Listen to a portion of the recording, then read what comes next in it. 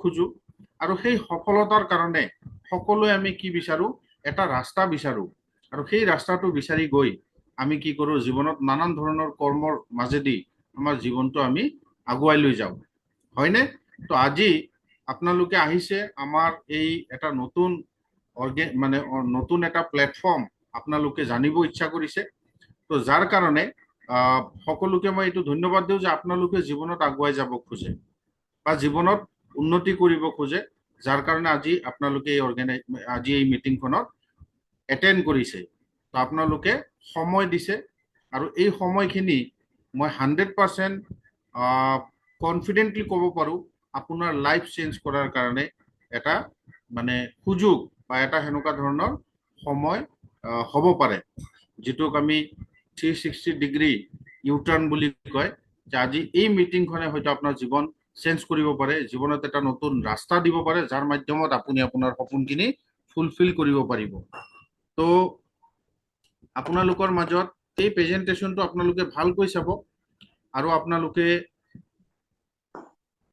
40 minute সময় ধ্যানপূৰ্বক শুনিব মাজত আপোনালোকে মিটিংখন মাজতে থৈ পিনে আপোনালোকে ওলাই নাযাব তেতিয়াহ'লে হয়তো আপোনালোকে বহুত ধৰণৰ কথা গম নাপাব পাৰে বা বহুত কথা আপোনালোকে বুজি নাপাব পাৰে যাৰ কাৰণে আপোনালোকে এই মিটিংখন কমপ্লিট মানে শেষ কৰি যাব তেতিয়া আপোনালোকে বস্তুটো বুজি পাব আৰু লাষ্টত মই আপোনালোকক কোৱেশ্চনো কৰিব পাৰিম বা আপোনালোকে নিজৰ কোৱেশ্চনৰ এনসাৰো দিব পাৰিব আপোনালোকৰ যদি কিছু কোৱেশ্চন থাকে সেই কোৱেশ্চনৰ এনসাৰটো মই দিব পাৰিম বা আপোনালোকৰ কিবা যদি কোৱেৰিজ থাকে আপোনালোকে জানিব পাৰিব তো এই কাৰণে মোৰ অনুৰোধ যে সকলোৱে আজি এই প্ৰগ্ৰামটো শেষলৈকে যেন বহে আৰু শুনে খুব ভালকৈ কাৰণ আজিৰ এই প্ৰগ্ৰামে আমাৰ লাইফত এটা টাৰ্নিং পইণ্ট আনিব পাৰে তো অকমান আমি সিৰিয়াসলি আজি মিটিংখন এটেন্ড কৰা দৰকাৰ আছে তো মই স্ক্ৰীন শেয়াৰ কৰি আছো সকলোৱে স্ক্ৰীনত ধ্যান দিব স্ক্ৰীন দেখা পাইছেনে হেল্ল' হয় ক্লিয়াৰ আছে তো অলপ নেটৱৰ্ক ইছ্যু আছে অকমান আপোনালোকে ধৈৰ্য ধৰিব আৰু যিসকল ব্যক্তি আজি মিটিঙত আছে মই সকলোকে কম যে আপোনালোকে ভিডিঅ' অন কৰি বহিব পাৰে ভাল লাগিব তো যিয়ে নহওক আজি প্ৰগ্ৰামটো হ'ল কেৰিয়াৰ ওৰিয়েণ্টেশ্যন প্ৰগ্ৰাম আমি টিম ইউনাইটেডৰ পৰা সকলোকে স্বাগতম জনালো আৰু এই কেৰিয়াৰ ওৰিয়েণ্টেশ্যন প্ৰগ্ৰামত আপোনালোকক সকলোকে স্বাগতম জনালো প্ৰথমে মোৰ পৰিচয় মোৰ নাম দেৱব্ৰত দাস আৰু মোৰ ঘৰ গুৱাহাটী যোৱা 2.5 বছৰ ধৰি মই এই অৰ্গেনাইজেশ্যনৰ লগত জড়িত আৰু এই ইণ্ডাষ্ট্ৰি যেটো ইণ্ডাষ্ট্ৰিত আমি কাম কৰো এই ইণ্ডাষ্ট্ৰিত প্ৰায় যোৱা 21 বছৰ হ'ল শিকি গৈ আছো কাম কৰি আছো আৰু এই ইণ্ডাষ্ট্ৰিৰ পৰা বহুত কিবা কিবি পাবলৈ সক্ষম হৈছো এতিয়ালৈকে মই সাধাৰণ ঘৰৰ পৰা বিলং কৰো আৰু সৰু সৰু সপোন সৰু সৰু কাম লৈ জীৱন আৰম্ভ কৰিছিলো কিন্তু এই যেটো প্লেটফৰ্মৰ বিষয়ে মই আজি আপোনালোকৰ লগত শেয়াৰ কৰিম এই প্লেটফৰ্মে মোৰ লাইফ 360 ডিগ্ৰী চেঞ্জ কৰিছে মই সৰু গাঁও এখনৰ পৰা মই উঠি আহি এখন গাঁৱত মোৰ জন্ম আৰু সেই গাঁৱৰ পৰা সৰু সৰু মই গাঁৱৰ সকলোবিলাক বস্তু দেখিছো একদম গৰীব ফেমিলিত মোৰ জন্ম আৰু ঠিক তেনেকৈ চৰকাৰী স্কুলত পঢ়িছো ঠিক তেনেকৈ আমি নৰ্মেল যেটো লাইফ আমাৰ গাঁৱৰ বা এজন গৰীব মানুহ যেটো জীৱন হেনকা ধৰণৰ আমি দেখিছো আৰু দেখি আহি মই ইণ্ডাষ্ট্ৰিটো পাইছিলো এই প্লেটফৰ্মটো পাইছিলো প্লেটফৰ্মৰ আজি মোৰ গোটেই লাইফ চেঞ্জ কৰিছে আৰু এইবিলাক মোৰ এচিভমেন্ট আজি বহুত মানুহৰ লগত কাম কৰিবলৈ সক্ষম হৈছো বহুত মানুহে এই ইণ্ডাষ্ট্ৰিত একেলগে কাম কৰি আজি বহুত মানুহ সফল হৈছে আৰু বহুত মানুহক আগুৱাই লৈ যোৱাৰ কাৰণে আজি আমি কাম কৰি আছো তাৰে মাজত আপোনালোকো আজি আমাৰ এই মিটিংখন এটেন্ড কৰিবলৈ আহিছে এই কাৰণে আপোনালোকৰো হয়তো এই 40 মিনিট সময় জীৱনৰ কাৰণে বহুত মূল্যৱান হ'ব পাৰে আৰু এই 40 মিনিট হয়তো আপোনাৰ জীৱন সলনি কৰিব পাৰে তো আমি টিম ইউনাইটেড আৰু এই টিম ইউনাইটেডে যিটো কেৰিয়াৰ ওৰিয়েণ্টেশ্যন প্ৰগ্ৰেম আজি আমি আপোনালোকৰ লগত ক'বলৈ গৈ আছো বা আপোনাক দেখুৱাবলৈ গৈ আছো। আমাৰ টাৰ্গেট হ'ল বহুত মানুহৰ জীৱনত এটা খুব ভাল মানে কি বুলি কয় লাইফটোক ছাকচেছৰ পিনে কেনেকৈ লৈ যোৱা যায়। আমি টিম ৱৰ্কত বিশ্বাস ৰাখোঁ। অকলে কাম কৰি আজিৰ দিনত মানুহ বহুত ডাঙৰ কৰিব নোৱাৰে। যদি আপোনাৰ লগত এটা টিমো কাম কৰে তেতিয়াহ'লে আপোনাৰ ছাকচেছটো সোনকালে হয়। তো আপোনালোকৰ গোটেই জীৱনৰ ছাকচেছফুল হোৱাৰ গোটেই দায়িত্ব আজিৰ পৰা এই টিম ইউনাইটেডৰ ফালৰ পৰা আমি ল'ম। আমি সকলোৱে মিলি আপোনাক সফল কৰাৰ কাৰণে যি কৰিব লাগে সেই গোটেইখিনি কাম কৰিম আৰু তাৰ কাৰণে আমি প্ৰতিজ্ঞাবদ্ধ। তো আপোনালোকে যে আজি মিটিংখনত আহিছে, এই মিটিংখনত অহাৰ উদ্দেশ্য কি হয়নে? আপোনালোকৰ উদ্দেশ্য কি?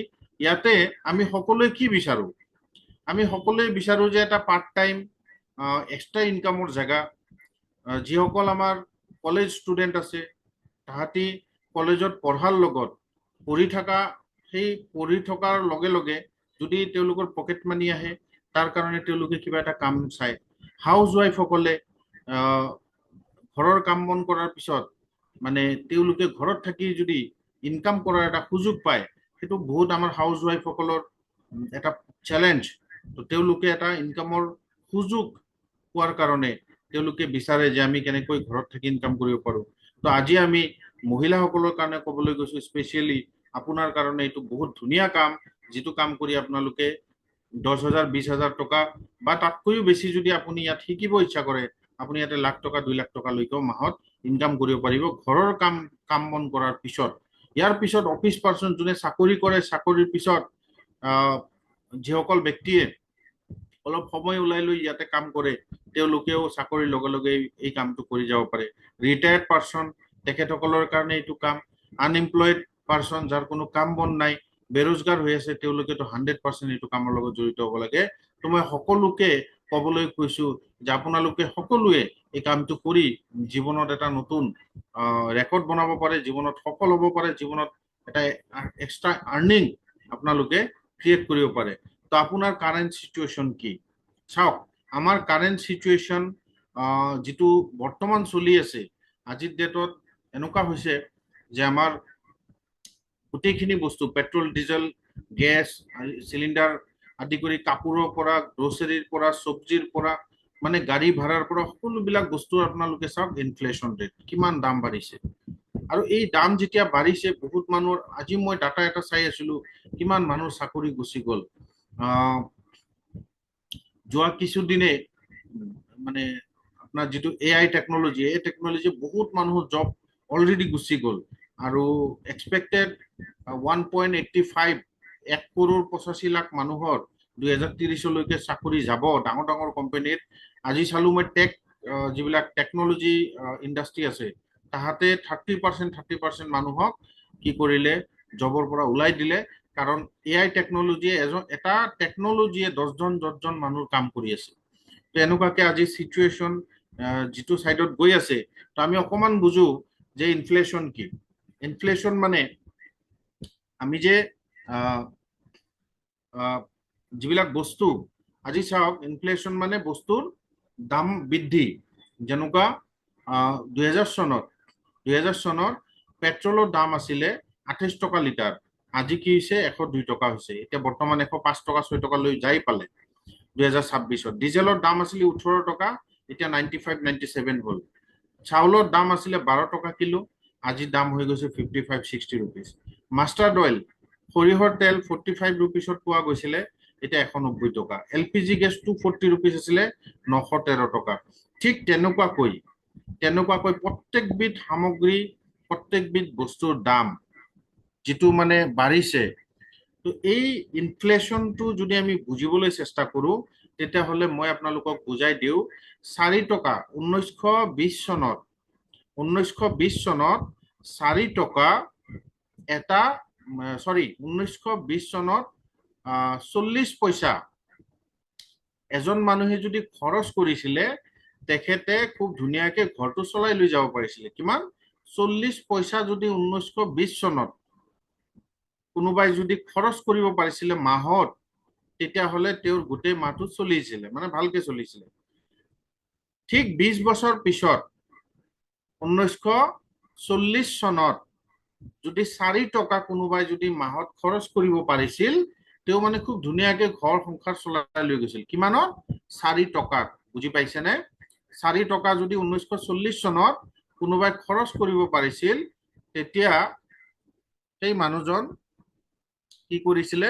গোটেই মাহটো খুব ধুনীয়াকে চলিব পাৰিছিলে 4 টকাত। চাব, এতিয়া আজিৰ দিনত 4 টকাত মানুহৰ ঘৰ চলেনে? আজিৰ দিনত কিমান লাগে? আজিৰ দিনত মই আহি আছো, এক ছেকেণ্ড চাওক। 1940 চনত 4 টকাত এজন মানুহৰ ঘৰ একমাহ চলিছিলে, একমাহ পুৰা ভালকৈ, মানে ধুনীয়াকে চলিছিলে।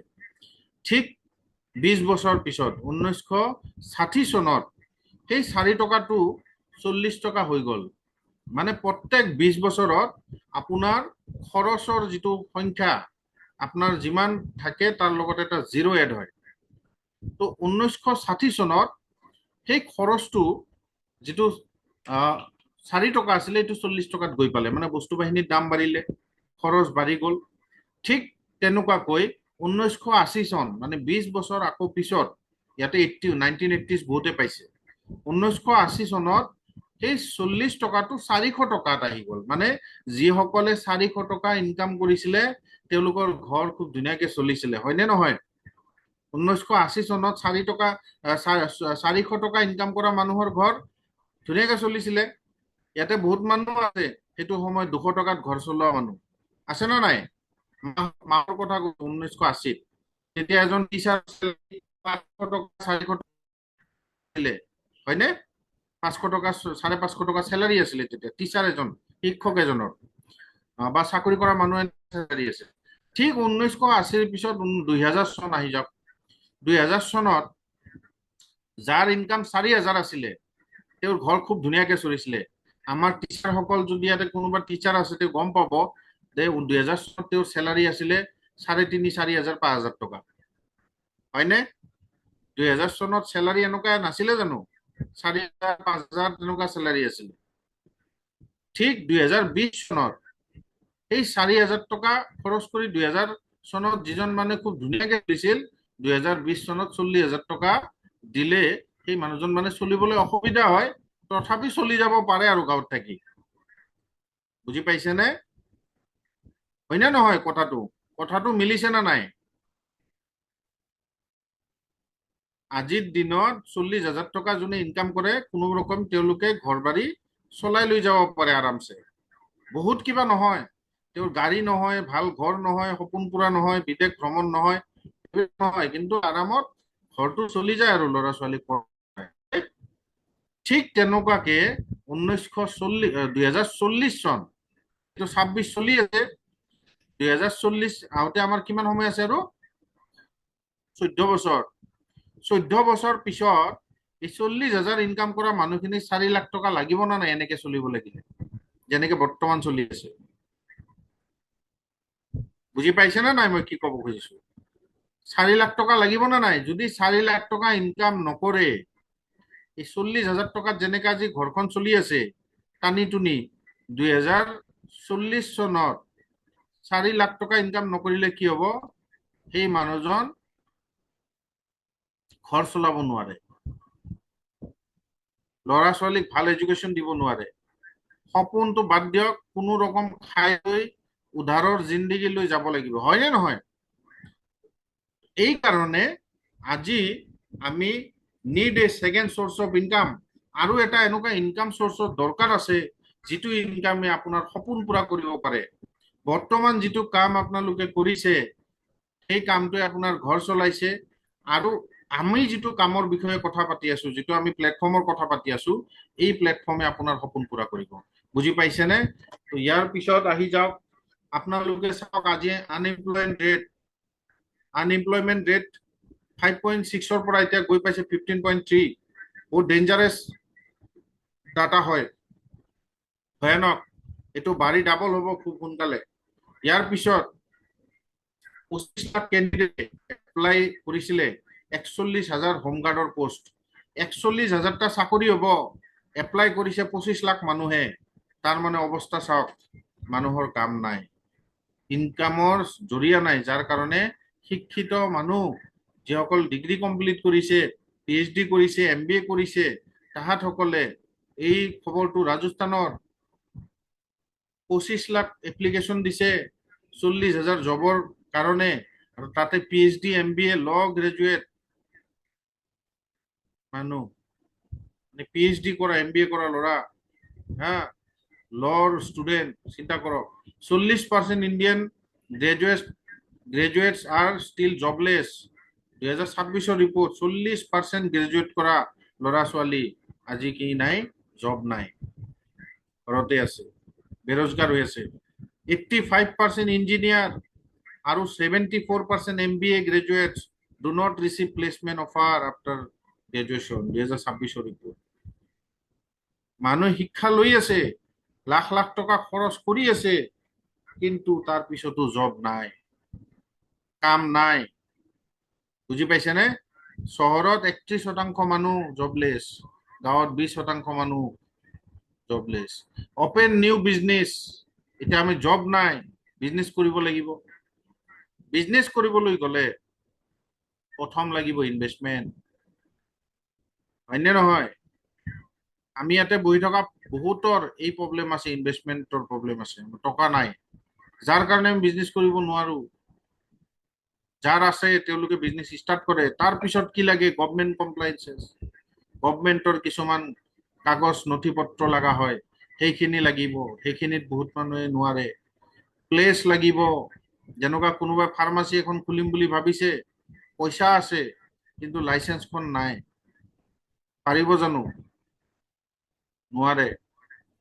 কোনোবাই ওৱাইন শ্বপ খুলিব, লাইচেন্সটো বনাব পৰা নাই, গভৰ্ণমেণ্ট কমপ্লায়েন্স আছে। মই এটা এক্সাম্পল দিছো, পেট্ৰল পাম্প খুলিব ডিপো, কিন্তু লাইচেন্স বনাবৰ কাৰণে তেওঁৰ সেইখিনি নাই, গভৰ্ণমেণ্ট কমপ্লায়েন্সেছ।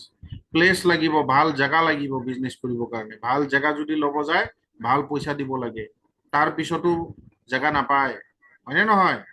আজি ইয়াতে বঙাইগাঁও বা অভয়াপুৰী বা যিকোনো বৰপেটা কওক বা যিকোনো জেগাত ভাল জেগা যদি ল'বলৈ যায় 10 লাখ 20 লাখ টকা বিচাৰিব, তাৰ পিছতো জেগা নাই। ইয়াৰ পিছত মেন পাৱাৰ লাগিব, মানুহ কৰ্মচাৰী ভাল লাগিব, তাৰ পিছত লাগিব বিজনেছৰ নলেজ, লাগিব নে নাই? এই নলেজ আমাৰ নাই, বিজনেছ যিহেতু কৰা নাই। তাৰ পিছত ৰিস্ক 100%, বিজনেছটো ইমানখিনি কৰাৰ পিছত চলিবও পাৰে, নচলিবও পাৰে, আৰু 95% বিজনেছ 2 পৰা 5 বছৰৰ ভিতৰত বন্ধ হৈ যায় বজাৰখনত। তো বিজনেছ কৰিবলৈ হলে বহুত ধৰণৰ চেলেঞ্জ, যাৰ কাৰণে আমি বিজনেছৰ পিনে যাব নোখোজো। Why maximum people are not start new business? কিয় নকৰে নতুন বিজনেছ মানুহে? নো মানি, পইচা নাই প্ৰথম। Second, no experience. 3 number, fear for loss, loss হোৱাৰ ভয়ত। বিজনেছ নচলে যদি, মোৰ দোকানখন নচলিলে কি হ'ব, বিজনেছটো নচলিলে কি হ'ব? এক্সপিৰিয়েন্স নাই, পইচা নাই। এই 3টা মেইন কাৰণ মানুহে বিজনেছ নকৰাৰ। তো আমি আপোনালোকৰ কাৰণে এটা ধুনীয়া প্লেটফৰ্ম লৈ আনিছো, যাৰ মাধ্যমত জিৰ' লছ, আপোনাৰ লছ হোৱাৰ কোনো চান্সেই নাই। টুডে এভৰিথিং ইজ অনলাইন, আজি সকলোবিলাক বস্তু অনলাইনত পায়, হয়নে নহয়? মই যে কথাখিনি কৈ আছো বুজি পাই আছেনে? আজি গোটেইখিনি ক'ত আছে? Online, everything is online. আজি Amazon, Flipkart, Jio' mart, Meesho, Paytm mall, Snapdeal, Swiggy, Rapido, Blinkit, হয় নহয়? এইবিলাক সব অনলাইন। এই অনলাইন প্লেটফৰ্ম যিবিলাক আছে, এই অনলাইন প্লেটফৰ্ম বিলাকে কি কৰিছে? এই অনলাইন প্লেটফৰ্ম বিলাকে আপোনালোকৰ জীৱন সহজ কৰি দিছে, আসান কৰ দিয়া। আৰু এই অনলাইন প্লেটফৰ্মে আপোনাৰ ঘৰত প্ৰডাক্ট ডেলিভাৰী কৰি দিছে। আপুনি বস্তু কিনিবলৈ যাব নালাগে, আপোনাৰ ঘৰত প্ৰডাক্ট আহি যায়, আপোনাৰ ঘৰত চব্জি আহি যায়, গেলামাল আহি যায়, কাপোৰ আহি যায়, ইলেক্ট্ৰনিক্স আহি যায়, মোবাইল ফোন আহি যায়, ফাৰ্নিচাৰ আহি যায়, যি বিচাৰে, ফুলৰ গছ বিচাৰিলেও আহি যায়, ফুলৰ গছ। মোৰ মিছেছে ফুলৰ গছ অৰ্ডাৰ কৰি ঘৰত আনি লগাইছে অনলাইন, বুজি পাইছেনে? কাপোৰ অনলাইন, চব্জি অনলাইন, আজিকালিতো মাছ মাংস অনলাইনত আহে, গম পাইনে নাই? চিকেন, ৰৌ মাছ, ভকুৱা মাছ, সব পায় অনলাইনত, যি লাগে। এতিয়া যদি চিকেন অৰ্ডাৰ কৰি দিয়ে 20 মিনিটৰ ভিতৰত ঘৰত আহি যাব। তো অনলাইন, সব অনলাইনত আহি গৈছে। আৰু এই অনলাইন প্লেটফৰ্ম বিলাকে আপোনাৰ পইচা, আপোনাক ফেচিলিটি দিছে, কিন্তু আপোনাক ইনকাম দিছে নেকি? আপোনাৰ ইনকাম লৈ গৈছে। হেল্ল', বুজি পাইছেনে? এই অনলাইন প্লেটফৰ্ম বিলাকে আপোনাক ফেচিলিটি দিছে আৰু আপোনাৰ পৰা ইনকাম কৰি লৈ গৈ আছে, গৈ থাকিব, হয় নে নহয়? মানুহে আজি মানে আৰামত জীৱন, মানে আৰামদায়ক জীৱন বিচাৰে। সেইকাৰণে এই অনলাইন প্লেটফৰ্ম বিলাকে আপোনালোকক আৰামদায়ক জীৱন দিয়াৰ লগে লগে তেওঁলোকে কি কৰিছে, ইয়াৰ পৰা এটা বেনিফিট লৈছে। তো আপোনালোকৰ মানি এই অনলাইনত গৈছে। যদি আপোনালোকে আজি চাওক, আজি আপোনালোকে ফেচবুক ইউজ কৰে, হোৱাটছআপ ইউজ কৰে, আজি আপোনালোকে ইউটিউব ইউজ কৰে, সেই ফেচবুক, ইউটিউব, ইনষ্টাগ্ৰাম এইবিলাক আমি ইউজ কৰো না নাই, ব্যৱহাৰ কৰো না নাই? ফেচবুক, কোনে কোনে ফেচবুক ব্যৱহাৰ কৰে, কৰি আছে? আপোনালোকে একবাৰ তলত মোক চাট লিখিব পাৰে। ফেচবুক কোনে কোনে ব্যৱহাৰ কৰে, হোৱাটছআপ কোনে কোনে ব্যৱহাৰ কৰে, ইনষ্টাগ্ৰাম কোনে কোনে ব্যৱহাৰ কৰে, ইউটিউব কোনে কোনে চায়, একবাৰ লিখিব পাৰে তলত। লিখক, ইয়েস বুলি লিখক। कौन कौन फेसबुक, यूट्यूब, इंस्टाग्राम यूज करता है? নকৰা মানুহৰ কাম নাই, যোনে যোনে কৰে তেওঁলোকৰহে কাম হ'ব এতিয়া।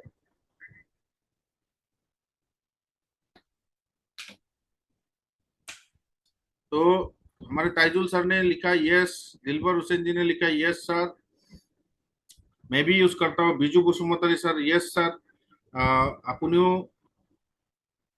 रियलमी X3, तो सुबानी राय मैडम है, बहुत बढ़िया। दीप कुमार राय सर है, मनोहर हुसैन सर है, किरीट पटेल सर, हेरम्ब कुमार सर। तो आमी সকলোৱে ফেসবুক, ইনষ্টাগ্ৰাম, ইউটিউব, হোৱাটছআপ আৰু অন্যান্য প্লেটফৰ্ম আমি ইউজ কৰো, হয়? আজিলৈকে ফেসবুকে আপোনাক ইনকাম দিছেনে? ইউটিউবে আপোনাক ইনকাম দিছেনে? ইনষ্টাগ্ৰামে ইনকাম দিছেনে? বা কোনো অনলাইন প্লেটফৰ্মৰ পৰা আপুনি ইনকাম পাইছে নেকি? মইতো পোৱা নাই ভাই।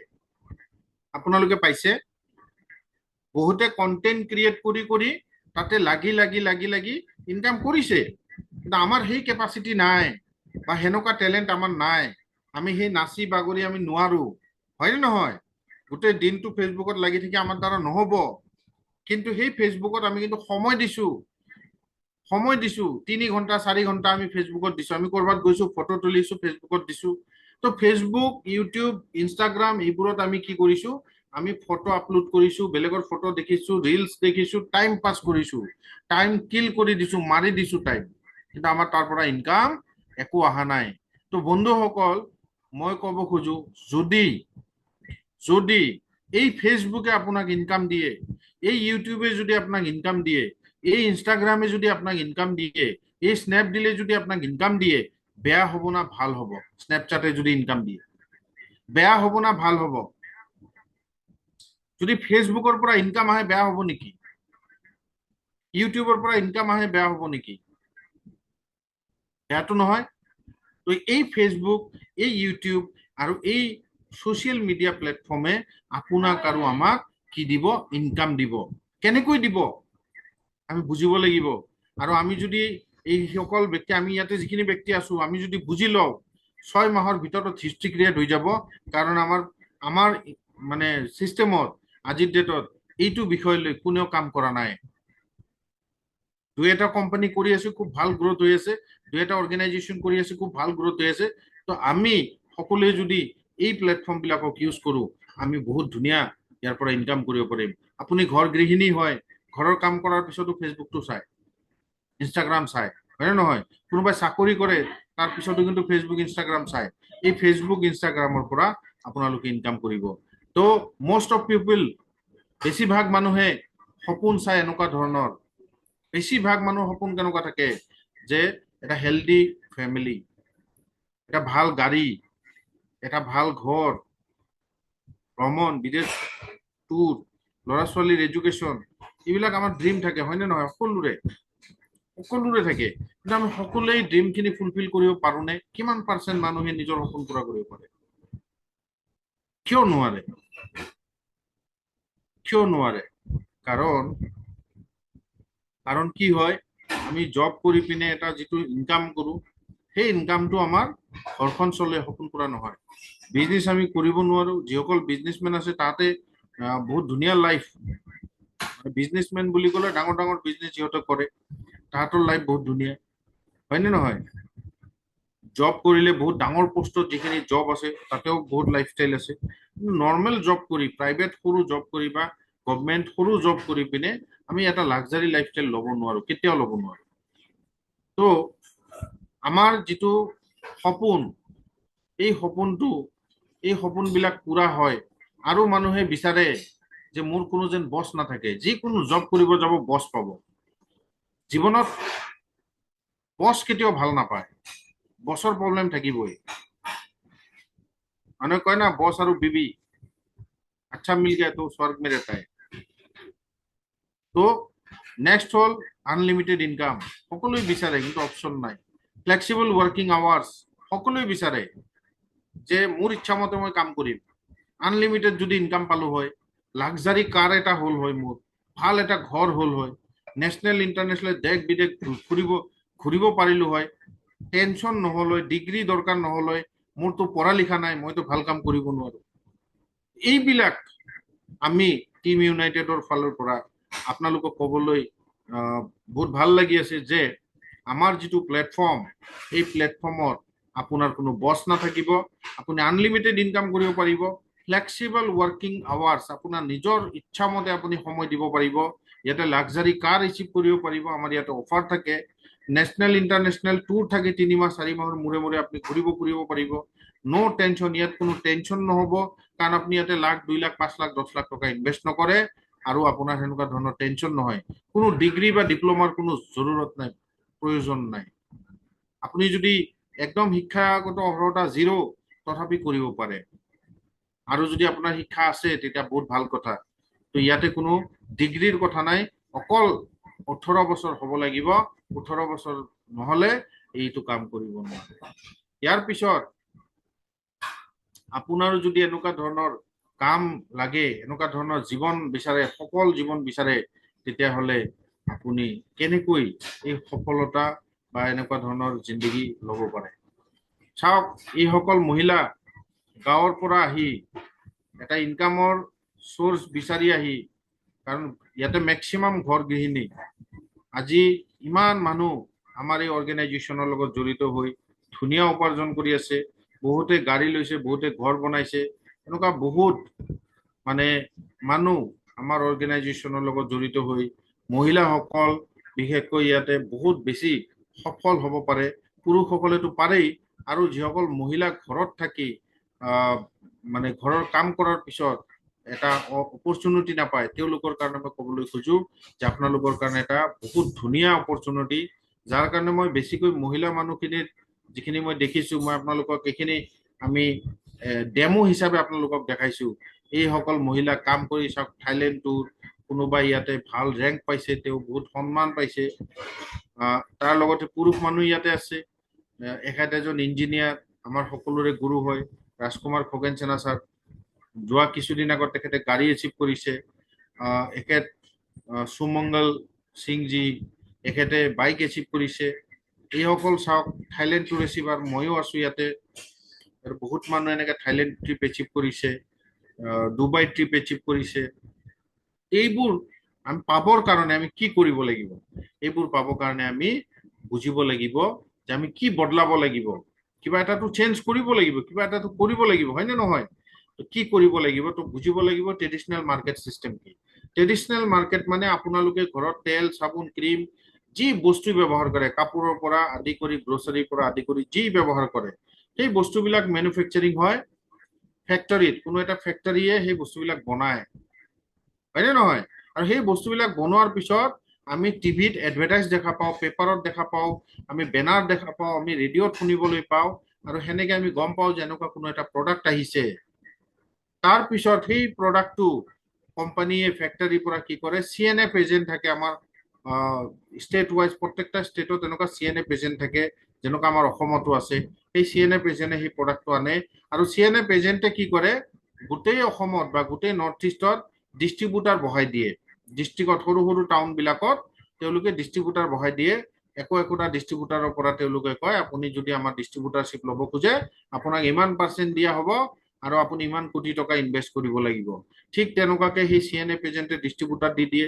ডিষ্ট্ৰিবিউটাৰ বিলাকে মাৰ্কেটত গৈ গৈ যিমান হোলচেল দোকান আছে তাহাঁতৰ ওচৰত কোম্পানীৰ এজেণ্ট পঠায়, আৰু তেওঁলোকে গৈ পিনে প্ৰডাক্টৰ বিষয়ে তেওঁলোকক বুজায়, আৰু তেওঁলোকক কয় এইটো প্ৰডাক্ট বেচিলে আপোনাৰ এই লাভ হ'ব, তো আপুনি এনেকে এনেকে ইমান টকাৰ অৰ্ডাৰ দিয়ক, এই স্কিম আছে। ঠিক হোলচেলাৰৰ পৰা আমাৰ সৰু সৰু দোকানদাৰ বিলাকে প্ৰডাক্ট বিলাক কিনিবলৈ যায়, আৰু এই ৰিটেইলাৰৰ পৰা আপুনি আৰু মই বস্তু কিনিবলৈ যাওঁ, হয়নে নহয়? চিষ্টেমটো এনেকুৱা হয়নে নহয়? এইটো হ'ল ট্ৰেডিশনেল চিষ্টেম, আমাৰ পৰম্পৰাগত চিষ্টেম। আৰু এই চিষ্টেমত কোম্পানী এটাই প্ৰডাক্ট চেল কৰাৰ কাৰণে নানান ধৰণৰ টিভি এড, নানান ধৰণৰ এডভাৰটাইজ কৰি পিনে বহুত টকা খৰচ কৰে। কিন্তু মই ক'বলৈ গৈছো বন্ধুসকল, এই চিষ্টেমটোৰ পৰা আপোনাৰ দেউতাই, আপুনি, আপোনাৰ পিছৰ জন্মৰ মানে নেক্সট জেনেৰেশ্যনৰ মানুহেও, আপোনাৰ ফেমিলি মেম্বাৰে কিনিব। এই মাৰ্কেটখনে আপোনাক কেতিয়াবা কৰোৰপতি বনাব পাৰিবনে? এই মাৰ্কেটখনৰ পৰা কেতিয়াবা আপোনাৰ সপোন পুৰা হ'বনে? আপুনি কলগেট লগাইছে, আপুনি লাক্স চাবোন ব্যৱহাৰ কৰিছে, নানান ধৰণৰ প্ৰডাক্ট ব্যৱহাৰ কৰিছে আৰু কৰি থাকিব। সেই প্ৰডাক্টটো দৰকাৰ আছে, আপোনাৰ গা ধুব লাগিব, টুথপেষ্ট কৰিব লাগিব, কিন্তু টুথপেষ্ট কৰাৰ পিছত, গা ধোৱাৰ পিছত আপোনাৰ টকা গুচি গ'ল, কিন্তু আপুনি তাৰ পৰা কোনো কেৰিয়াৰ হোৱা বা আপুনি তাৰ পৰা কোনো ইনকাম পাব পাৰে নেকি? মোৰ কুৱেশ্যন এইটো।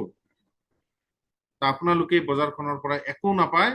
তো এতিয়া বুজিব লাগিব ট্ৰেডিশনেল বজাৰ আৰু ডিজিটেল নেটৱৰ্ক মাৰ্কেটিং কি। ট্ৰেডিশনেল মাৰ্কেটিং হ'ল যিটো মই এতিয়া কথা পাতিলো, এইটো হ'ল ট্ৰেডিশনেল মাৰ্কেটিং, যাৰ মাধ্যমত আমি বজাৰ কৰি খাই আছো আৰু আমাৰ ইনকাম গৈ আছে। আমি এটা নৰ্মেল কাষ্টমাৰ হৈ তাতে আছো, আৰু কাষ্টমাৰ হৈ মৰি যাম। কাষ্টমাৰ মানে কষ্ট কৰি মৰা মানুহ। কিন্তু ডিজিটেল নেটৱৰ্ক মাৰ্কেটিঙত কি হ'ব, আপুনি এজন কাষ্টমাৰ হৈ, আপুনি এজন কনজুমাৰ হৈ, আপুনি ইয়াতে এটা ডাঙৰ বিজনেছমেনো হ'ব পাৰে যদি আপুনি ইচ্ছা কৰে। তো এই যিটো মাৰ্কেট, ডিজিটেল নেটৱৰ্ক মাৰ্কেট, ইয়াৰ বিষয়ে এখেত কোন হয়? কেন্দ্ৰীয় মন্ত্ৰী স্মৃতি ইৰাণী। তেখেতৰ ষ্টেটমেণ্ট চাব যে দিল্লী আমাৰ ওমেন্স ডেৰ দিনাখন যোৱা বছৰ তেখেতে স্পীচ দিছিলে যে ডাইৰেক্ট চেলিং, আমাৰ যিটো নেটৱৰ্ক ডিজিটেল নেটৱৰ্ক মাৰ্কেটিং, ইয়াক ডাইৰেক্ট চেলিং বুলিও কোৱা হয়। কিয় কোৱা হয়?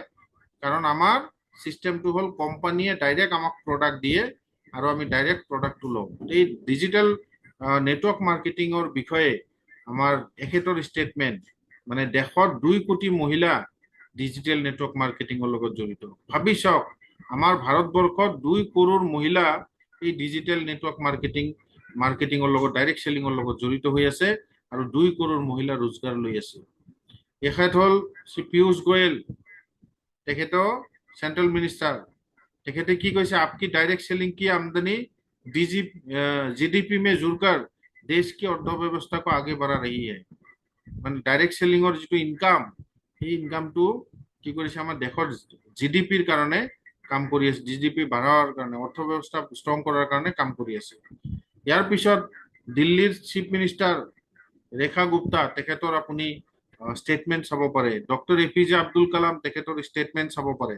এনেকুৱাকে আপোনালোকে নানান ধৰণৰ, যিসকল আমাৰ গভৰ্ণমেণ্টৰ ফালৰ পৰা ইয়াৰ ওপৰত 100% লিগেলাইজ কৰি দিয়া হৈছে, ইয়াৰ ৰুলছ এণ্ড ৰেগুলেশ্যন আহি গৈছে, ইয়াত বিল পাছ হৈ গৈছে পাৰ্লামেণ্টত। 100% লিগেল এটা কাম, লিগেল টেণ্ডাৰ হয়। আৰু ইয়াত পৃথিৱীৰ সকলো বহুত ছাকচেছফুল ব্যক্তিসকলে এই ডাইৰেক্ট সেলিং বা নেটৱৰ্ক মাৰ্কেটিং, যিটো ডিজিটেল নেটৱৰ্ক মাৰ্কেটিং, ইয়াত প্ৰমোট কৰে। তো এখেত হ'ল ৰবাৰ্ট টি কিয়চাকি। এখেতে বহুত সাকসেসফুল বেষ্ট সেলাৰ কিতাপ লিখিছে, ৰিচ ডেড পুৰ ডেড, তাতে এখেতে লিখিছে। এখেত আমেৰিকাৰ এজন বহুত ধনী ব্যক্তি, সাকসেসফুল বিজনেসমেন।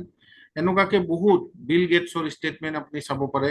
এখেতসকলে আমাৰ ইণ্ডিয়াৰ এজন বহুত ডাঙৰ তেখেত বিজনেস ট্ৰেইনাৰ, তেখেত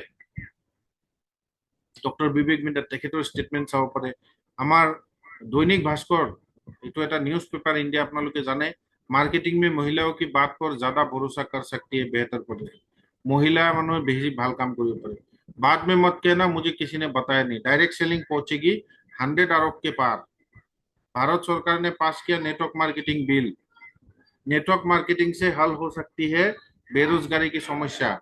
नया जॉब तलाश रहे हो तो नेटवर्क मार्केटिंग को दो महत्व। 21वीं सदी की बड़ी सबसे बड़ी क्रांति डायरेक्ट सेलिंग उद्योग। এইবিলাক দেখুৱাৰ উদ্দেশ্য এইটোই বন্ধুসকল, যে এটা বহুত ডাঙৰ ইণ্ডাষ্ট্ৰি, যিটো ইণ্ডাষ্ট্ৰিৰ বিষয়ে হয়তো আপোনালোকে নাজানে, কিন্তু এই ইণ্ডাষ্ট্ৰিৰ লগত আপোনালোকে নিজৰ কেৰিয়াৰ বনাব পাৰে আৰু আপোনালোকে সফল হ'ব পাৰে। ইয়াতে এটা বহুত ধুনীয়া সুযোগ আপোনালোকে ল'ব পাৰে, আৰু যাৰ কাৰণে ইণ্ডাষ্ট্ৰিৰ বিষয়ে আপোনালোকে আজি ইয়াত আহিছে মিটিংখনৰ মাধ্যমত। মই চেষ্টা কৰিছো আপোনালোকক ইনফৰমেশ্যন দিয়াৰ কাৰণে। তো হাউ ডিজিটেল মাৰ্কেটিং কেন হেল্প ইউৰ নেটৱৰ্ক বিজনেছ। ডিজিটেল মাৰ্কেটিঙে কেনেকৈ আপোনাক গ্ৰোথ বনাব পাৰে, ইয়াৰ কাৰণে আপোনালোকে কেইটামান বস্তু চাব লাগে।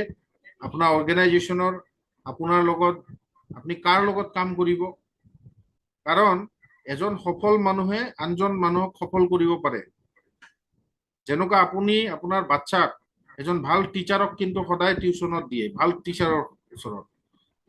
এটা মেট্ৰিক ফেইল কৰা ল'ৰাৰ ওচৰত আপুনি দিব জানো আপোনাৰ বাচ্চাক টিউচনত? নিদিয়ে। ভাল এটা এডুকেটেড ল'ৰাৰ বা এডুকেটেড টিচাৰ এজনৰ ওচৰত দিয়ে। কিয় দিয়ে? অমুকে সাকসেস, অমুকে ভাল পঢ়াব পাৰে, নিজে ভাল পঢ়িছিলে, সেইকাৰণে মই তেওঁক দিম। ঠিক তেনেকুৱাকে আপুনি মানুহ চাব লাগিব। আজি আপোনালোকে আহিছে, তো আমি 20 বছৰৰ এক্সপিৰিয়েঞ্চ লৈ এই ইণ্ডাষ্ট্ৰিৰ পৰা সকলোবিলাক এচিভ কৰি, বহুত মানুহ এচিভ কৰাই আজি ইণ্ডাষ্ট্ৰিত কাম কৰি আছো। নিঃসন্দেহে আমাৰ লগত আপুনি ৰেজিষ্টাৰ কৰি আপোনালোকে কাম কৰিব পাৰে, যিহেতু এটা 20 বছৰৰ অনুভৱ লৈ আমি কাম কৰি আছো। দ্বিতীয়তে ট্ৰেইনিং ভাল হ'ব লাগিব, প্ৰশিক্ষণ। কাৰণ যদি প্ৰশিক্ষণ ভাল নহয়, তেতিয়াহ'লে আপোনালোকে আগুৱাই যাব নোৱাৰে। ইয়াতে আপোনালোকক প্ৰশিক্ষণ দিয়া হ'ব। তাৰপিছত আপোনালোকক ইয়াতে প্ৰডাক্টছ, আমি যিটো প্ৰডাক্টছ লৈ কাম কৰিম, যে ডিজিটেল নেটৱৰ্ক মাৰ্কেটিঙৰ কাম কি? এডছ ৰান কৰা, ব্ৰেণ্ড প্ৰমোশ্যন কৰা। ব্ৰেণ্ড প্ৰমোশ্যন কৰিম আমি, এটা ব্ৰেণ্ডক প্ৰমোট কৰিব লাগিব, আৰু এড ৰান কৰিব লাগিব, এডভাৰটাইজ কৰিব লাগিব। তো আমি সেই প্ৰডাক্ট আৰু সেই ব্ৰেণ্ডটোক চাব লাগিব। তো প্ৰডাক্টছ, আমাৰ যিবোৰ প্ৰডাক্ট আছে, সেই প্ৰডাক্টবিলাক এজন গৰীবৰ পৰা এজন হাই ক্লাছ পিপল চবেই ইউজ কৰিব পাৰে। প্ৰাইচ আমাৰ এনেকুৱা ৰাখিছো, যিটো প্ৰাইচ মানে সকলোৰ কাৰণে সুইটেবল। ইয়াৰ পিছত প্ৰফিট আৰু পে আউট। আপোনালোকে ইয়াতে সাপ্তাহিক ইনকাম পাব, ডেইলি ইনকাম পাব, আৰু মান্থলি ইনকাম পাব। 3 ধৰণৰ ইনকাম পাব। ডেইলি ইনকাম পাব ইয়াতে ৰিটেইল বেচিছত, সাপ্তাহিক ইনকাম পাব ইয়াতে নিউ ৰেজিষ্ট্ৰেশ্যনৰ বেচিছত, আৰু মান্থলি ইনকাম পাব ইয়াতে ৰিপাৰ্চেছ। ইয়াৰ বিষয়ে আপোনালোকক আগতে আমি নেক্সট ট্ৰেইনিঙত আপোনালোকক আমি ইনফৰমেশ্যন দিম বা আমি শিকাই দিম। আপোনালোকে একো ভয় খাব নালাগে, কোনেও মাৰ গৰ্ভৰ পৰা শিকি নাহে। আমি আছো, আমি সকলোৱে মিলি আপোনালোকক আগুৱাই লৈ যোৱাৰ কাৰণে 100% আমি কাম কৰিম। তো আপোনালোকে আমাৰ লগত আহক আৰু আমাৰ লগত ষ্টাৰ্ট কৰক। 80% শিকিব লাগিব, 20% কাম কৰিব লাগিব। 80% শিকিব লাগিব, মাত্ৰ 20%হে কাম। এইখিনি যদি কৰি যায় 100% আপোনালোকে সফল হ'ব পাৰিব, আৰু ইয়াৰ মাধ্যমত আপোনালোকে নিজৰ লাইফষ্টাইলটো বহুত ধুনীয়া কৰিব পাৰিব। তো আপোনালোকক মই ক'বলৈ গৈছো যে আপুনি কণ্টেক্ট কৰক, যোনে আপোনাক আজি জুম লিংকটো পঠিয়াইছে, যাৰ মাধ্যমত আজি লিংকটো আপুনি পাইছে, তেখেতৰ লগত সোনকালে যোগাযোগ কৰক। আৰু আজি আপোনালোকে এটা নতুন জীৱনৰ মানে আৰম্ভণি কৰক। তো মই মোৰ পৰিচয় আকৌ দি দিছো। মোৰ নাম অৰিজিনেলি, মোৰ নাম লিখা যিটো নাম দেৱব্ৰত দাস, দীপ দাস মোৰ মানে ঘৰৰ নাম আছিল, আৰু সেইটো নামে বহুতেই চিনাকি হৈছে, যিহেতু আমি কামটো এনেকৈ কৰিছিলো। আৰু এই ইণ্ডাষ্ট্ৰিৰ পৰা মই এইবোৰ এচিভমেণ্ট কৰিছো, আৰু মই ইয়াতে ভাইচ প্ৰেচিডেণ্ট এচিভ কৰিছো, থাইলেণ্ড টুৰ, ডুবাই টুৰ, এইবিলাক মই এচিভ কৰিছো। আৰু বহুত মান সন্মান লৈ পিনে মানে বহুত মান সন্মান ইয়াতে পোৱা যায়, এইবিলাক ইয়াতে এচিভ কৰা হৈছে। তো থেংক ইউ ভেৰি মাছ। আপোনালোকে আজি মিটিংখন এটেণ্ড কৰাৰ কাৰণে বহুত বহুত ধন্যবাদ। সকলোবাদ জনাই আপোনালোকৰ যদি কিবা কুৱেশ্যন থাকে সেই কুৱেশ্যনখিনি মই ল'বলৈ ৰেডি আছোঁ। আপোনালোকৰ যদি কিবা কুৱেশ্যন থাকে আপোনালোকে হেণ্ড ৰেইজ কৰিব পাৰে।